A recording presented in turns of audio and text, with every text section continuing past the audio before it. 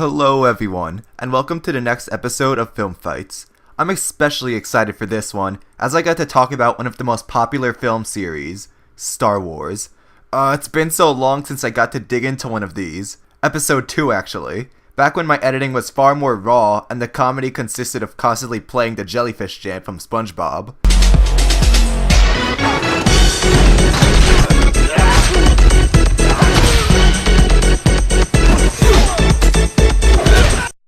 So, with the release of Star Wars Episode 8, The Last Jedi, and EA's Battlefront 2 coming out in rapid succession, I figured now would be the perfect time to compare the two latest Star Wars films, Episode 7, The Force Awakens, and the first Star Wars story, Rogue One. Yeah, I know I already talked about Awakens in depth before, so I may repeat some major points. So, without further ado, which film is better, The Force Awakens or Rogue One? Let's take a look.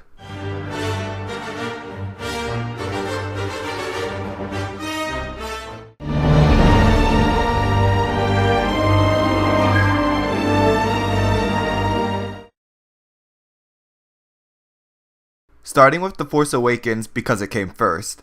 The basic premise of the film is that the droid BB-8 has information that leads to the hiding place of the now retired Luke Skywalker.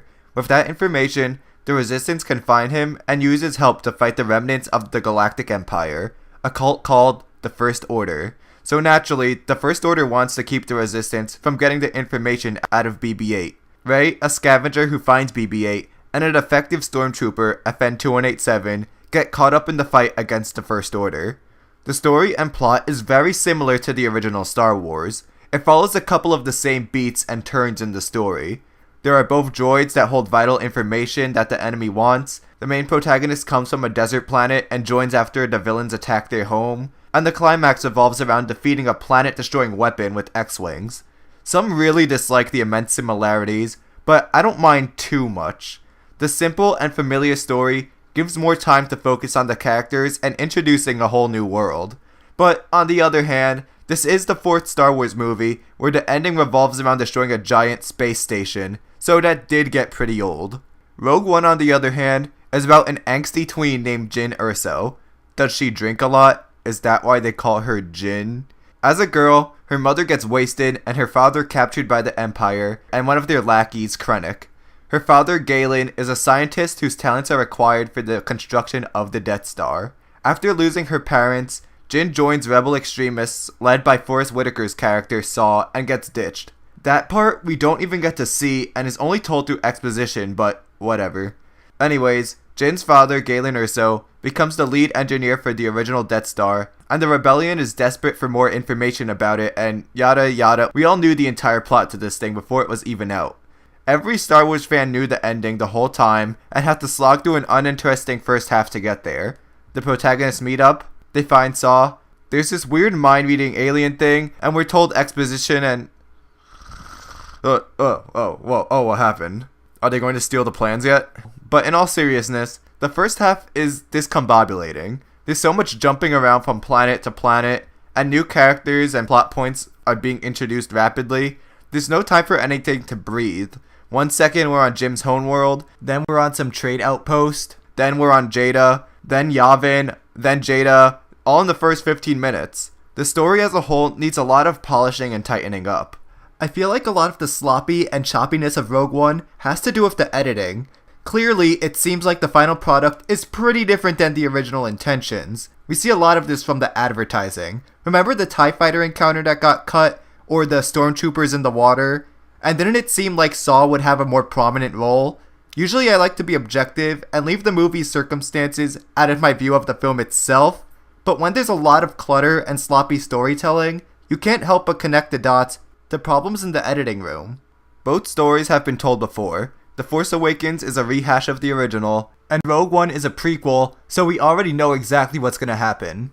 There are also a few things in Rogue One that don't line up with the original. Like, if Darth Vader just slaughtered rebels stealing the Death Star plans and saw the Tantive 4 barely escape him, why would the rebels pretend that they're only on a diplomatic mission and don't have the plans? Like, Vader clearly knows already.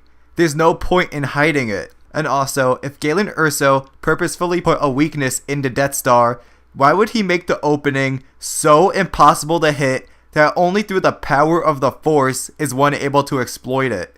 This guy has way too much confidence in the Rebel pilots. As far as story goes, I like The Force Awakens more. Even though a lot is borrowed from the first film, I was still able to enjoy it thoroughly. The simple and familiar story acted as a launching point for the new trilogy and allowed us to get sucked into the new world easily instead of focusing on an elaborate story or something. Not that it was ideal to redo a lot of plot points, but it definitely wasn't an awful idea either. The prequels were terrible and enraged millions of fans, so going back to what's familiar made sense. Rogue One was just uninteresting for the first half.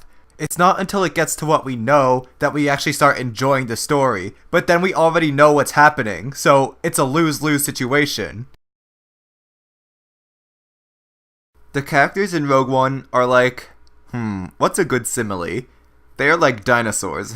No, they're like a slice of pizza. When you look at them, you think, oh boy, I can't wait to eat this. Okay, get your mind out of the gutter.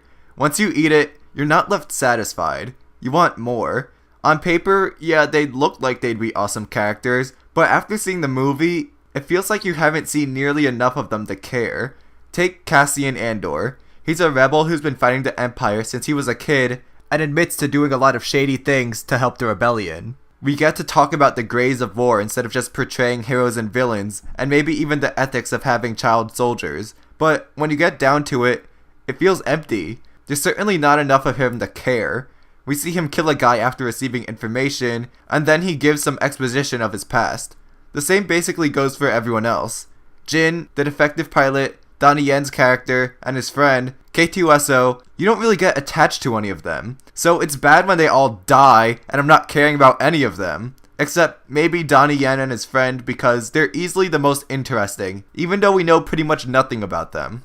Chirrut is blind but is guided by his knowledge of the Force. Interestingly enough, he doesn't wield the Force like a Jedi, but more as a guide and protector. And his friend Baze has a cool gun. I feel like Forrest Whitaker's character, Saw Gerrera, gets pretty wasted too. He's there for like the first third of the movie, and he's portrayed as a rebel extremist who the Alliance wants to eliminate. So he seems pretty interesting at first, and you think he'll be a nice addition to the team, but the movie just throws him into the trash and forgets about him. And he has a backstory with Jin, but it's never brought up again and we don't get to see it. It's just told in exposition, so Forrest Whitaker is really wasted in this, even though he's like the biggest actor in the film. So yeah, I wish more was done with them overall, and I wish that I cared just a bit when they died. Well, I already knew they'd all die, so that certainly didn't help. The Force Awakens characters are also like dinosaurs, but in a good way, because they're awesome. I mean, look at the Acrocanthosaurus, how is that not awesome? FN2187 easily became one of the most interesting characters in the Star Wars franchise. We first see him as a stormtrooper invading the planet Jakku, but after the death of another trooper, who we can only assume was a friend of his or something, he starts to realize the mess he's in. 2187 was just a nameless pawn in the schemes of the First Order, who's been brainwashed into a life of violence and murdering innocents. Side note, I'm so hyped to see his confrontation with Captain Phasma in The Last Jedi. It's like a representation of who Finn was, finding who he becomes. Anyways, 2187 finds a sense of belonging and purpose after meeting Rey and joining the Resistance. He's even given the name Finn by Poe right after defecting. Then I love the bait and switch at the end, from Finn being the lightsaber-wielding future Jedi to Rey, the one who's Force sensitive. Because prequels, lightsabers aren't everything. The Force is the true weapon of a Jedi. Jeez, they couldn't even get that right. Next time, try not to lose it. Yes, Master. This weapon is your life. I try, Master. Anyways, Rey begins the movie as a poor scavenger on Jakku, who was abandoned by her family, who I hope isn't an established character. She misses what little she remembers of them, and wants to wait in a desert wasteland for their return. Basically, a cross between Luke Skywalker and Annie. Rey's hesitant, or Reluctant as I put it before, to move on with her life. One more thing, I love when Rey uses the Force to pull Luke's lightsaber out of the snow. Not only was it a cool reference to The Empire Strikes Back, but it also has symbolic meaning. Kylo Ren tried to pull it too, but he wasn't worthy to be a true successor to the Skywalkers. He failed because he, killed the rest of his class. That kind of behavior usually gets you a failing grade in school. Rey, on the other hand, is the true successor who Luke will train to take his place. she's just as strong, if not stronger than Kylo Ren in the Force. Similarly with Finn, he isn't Force sensitive, so him wielding a lightsaber is awkward and doesn't suit him. And as we all know, plenty of characters return like Leia, Chewie, and Han, but you know what happens.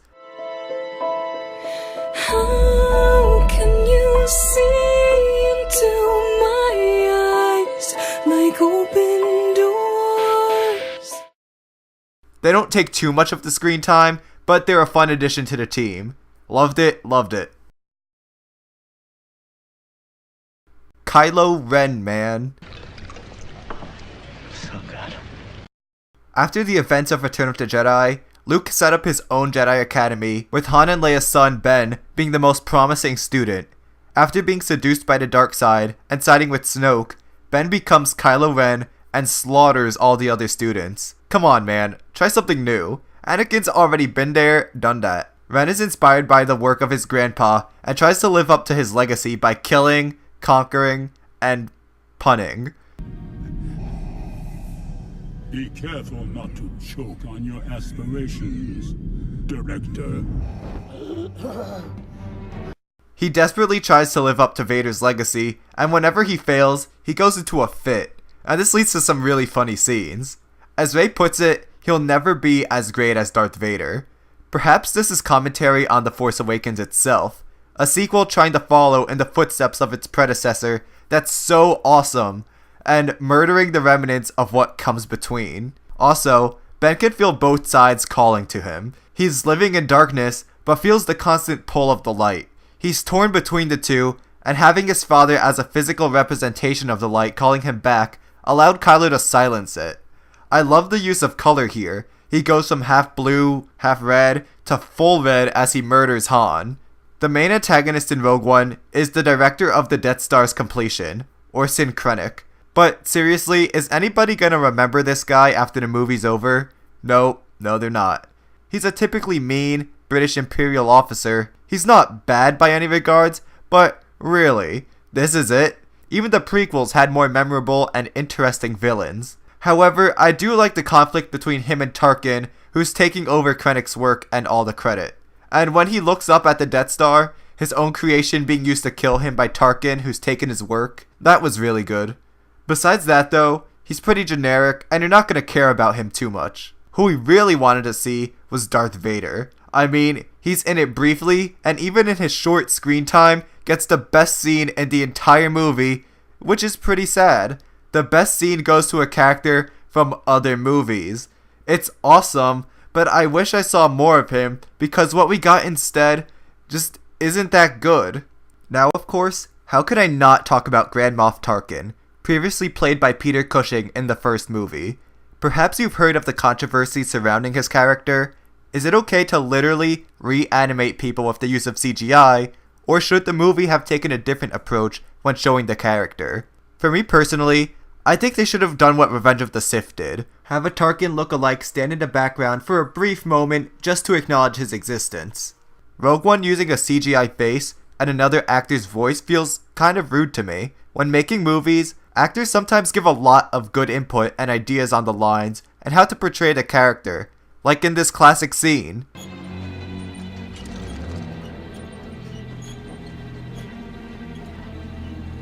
You're gonna need a bigger boat.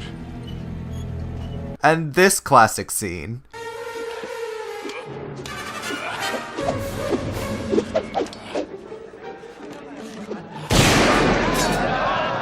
Both were totally improvised. Using computers instead of the actual actor takes this opportunity away. And even forgetting morals and beliefs, it just doesn't look good. The technology is awesome, but when Tarkin is standing with other real people, the effects are really distracting. We see way too much of him too. This was a really bad idea in my opinion. I know I've kind of been bashing Rogue One, but it really explores some interesting ideas in the Star Wars universe. One recurring problem in Star Wars, especially in the prequels, is painting war in terms of black and white. No moral gray areas are ever explored. The Empire and the Separatists are evil, the Republic and the Rebels are good. The Separatists in the prequels seceded from the Galactic Republic because of government corruption, endless taxation, and the inefficiency of the Galactic Senate, yet they're always associated with the evil Sith and the shady Trade Federation. Meanwhile, all the Jedi and protagonists side with the Republic. It's hilariously painted as black and white, like Republic propaganda. Rogue One takes a different perspective on the rebellion. There are moderates who want freedom from the Empire, and extremists who use terrorism for the same cause. Even the legit Rebel Alliance use pretty brutal espionage to get information. So the rebels aren't pure good guys. They're willing to get their hands dirty for their cause. This makes Rogue One the most serious and darkest Star Wars film to date, and I really enjoy this aspect. Much of The Force Awakens is about the choice between good and evil, which, like I said before, is a bit too black and white in this franchise. This is shown through two characters, the most obvious being Kylo Ren, but also Finn. Kylo Ren was corrupted by Snoke and chose a life of villainy. He keeps trying to live up to the epic Darth Vader. He even slaughtered students like him. Master Skywalker, there are too many of them. What are we going to do?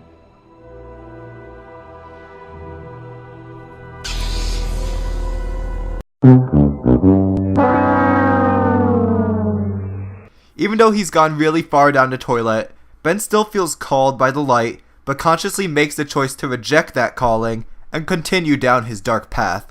Finn, on the other hand, is the exact opposite. He was trained and brainwashed as a stormtrooper, but rejects the life of killing set up for him, and chooses to help to Resistance instead. Rey is also given this choice by Kylo Ren, but that's only a minor detail. For this round, I'm going to give it to Rogue One. Not only do the ideas of the brutality and moral gray areas of war make for a more thematically interesting movie, but improves the Star Wars series as a whole by removing the black and whiteness from so much before, by showing us that the rebels weren't all good and had to do some shady things. Too bad it doesn't go a step further and show how a galactic empire isn't all bad. There are no interplanetary trade barriers, guaranteed protection from any enemies, and easier travel across the galaxy. Anyways, on to the next round. I remember my first few times watching The Force Awakens. I had such a blast. There are tons of great action sequences, there was a lot of absolutely hilarious humor, and man, just hearing that TIE fighter sound again.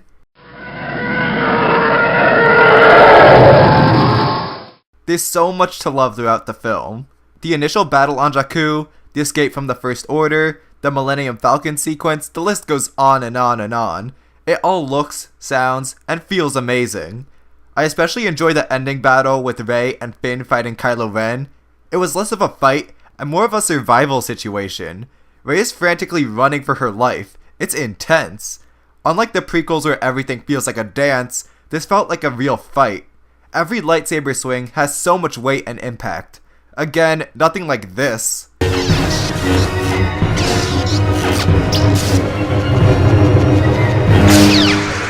And the same goes with the Force. You really feel it in this one. It has so much weight behind it, and a lot of that can be credited to the audio. And again, the humor is phenomenal. Not only making the film more fun, but it makes the characters feel more lifelike and engaging. Watching episode 7 is such a blast.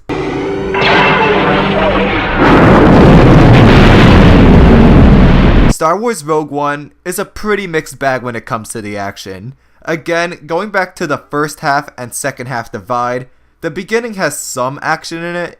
People get whacked, shot, exploded, sucked, but nothing of substance really comes until the climax. Yes, the Darth Vader scene was awesome. Yes, it was one of the best action scenes in any Star Wars movie. Yes, it made any shortcomings of Rogue One worth it in the end, but it can't carry the whole movie by itself. I can't sit here and say that the action is amazing when there are only a few scenes in particular towards the end that stand out. And the humor, maybe with the exception of one or two jokes, fell flat for me. K2SO was clearly supposed to be the comedic relief with his blatant cynicism, but most of it didn't land for me. Maybe because the movie was already dark and more serious, so the cynicism didn't stand out enough. I'm not sure, but it just wasn't working.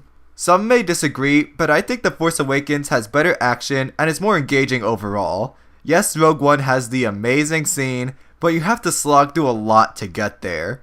Awakens, on the other hand, has lots of humor and action throughout the entire thing, not just the end.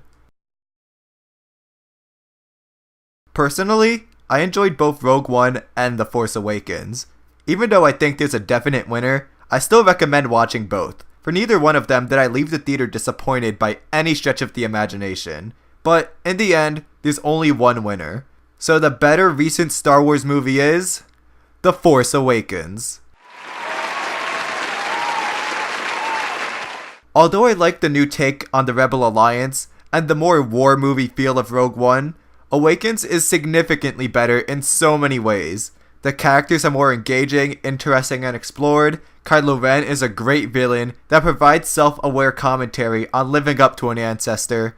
The action is awesome throughout and doesn't rely on one cool scene to carry the movie. The list goes on and on. I skipped over a few things in this video because I already addressed a lot of The Force Awakens before, so if you want to see a bit more of my opinions on it, I'll leave a link in the description below. One last thought before I end the video. I hate that Rogue One didn't have an opening crawl. Everything Star Wars needs one. Even the video games have them. Sheesh. Anyways, I can't wait for The Last Jedi. It looks awesome. Only a month away. Oh man. If you enjoyed this video, please leave a like and subscribe. See you next week.